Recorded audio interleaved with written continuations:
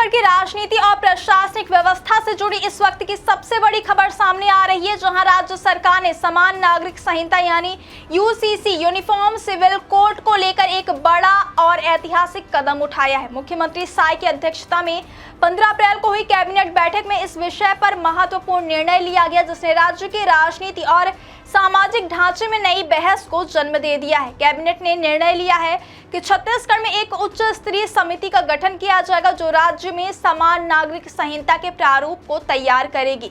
इस समिति की अध्यक्षता सुप्रीम कोर्ट के सेवानिवृत्त न्यायाधीश जस्टिस रंजना प्रकाश देसाई करेंगी। समिति को यह जिम्मेदारी दी गई है कि वह राज्य के विभिन्न वर्गों, सामाजिक संगठनों, कानूनी विशेषज्ञों और आम नागरिकों से व्यापक सुझाव लेकर एक संतुलित और व्यवहारिक प्रारूप तैयार करे। सरकार ने यह भी स्पष्ट किया है कि समिति के सदस्यों के चयन के लिए मुख्यमंत्री को अधिकृत किया गया है, ताकि विशेषज्ञों की एक प्रभावी टीम तैयार की जा सके। इसके अलावा समिति डिजिटल माध्यमों का उपयोग करते हुए एक वेब पोर्टल के जरिए भी जनता से फीडबैक आमंत्रित कर सकती है, जिससे अधिक से अधिक लोगों की राय इस प्रक्रिया में शामिल हो सके।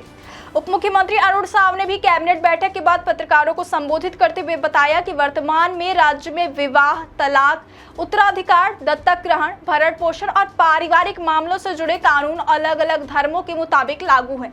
ऐसे में अलग अलग पर्सनल लॉ होने के कारण कई बार कानूनी प्रक्रिया में असमानता और जटिलता देखने को मिलती है। सरकार का मानना है कि भारतीय संविधान के अनुच्छेद 44 में समान नागरिक संहिता की परिकल्पना की गई, जिसका उद्देश्य देश में सभी नागरिकों के लिए एक समान कानून व्यवस्था सुनिश्चित करना है। इसी दिशा में यह कदम एक बड़ी पहल माना जा रहा है। सरकार का दावा है कि यूसीसी लागू होने से न केवल कानूनी प्रक्रियाएं सरल और पारदर्शी होंगी, बल्कि समाज में समानता, विशेषकर लैंगिक समानता को भी बढ़ावा मिलेगा। इससे विभिन्न धर्मों के व्यक्तिगत कानूनों के बीच मौजूदा असमानताओं को दूर करने में मदद मिलेगी और एक कानूनी ढांचा तैयार किया जा सकेगा। अब समिति द्वारा तैयार किया गया प्रारूप कैबिनेट की मंजूरी के बाद विधानसभा में प्रस्तुत किया जाएगा। इसके बाद ही राज्य में इसे लागू करने की दिशा में अंतिम कदम उठाया जाएगा। फिलहाल इस फैसले को लेकर राजनीतिक और सामाजिक हलकों में चर्चा तेज हो गई है, जहां सरकार इसे सुधारात्मक और एकरूपता लाने वाला कदम बता रही, वहीं विशेषज्ञों और विभिन्न वर्गों की राय आने वाले समय में इस प्रक्रिया की दिशा तय करेगी।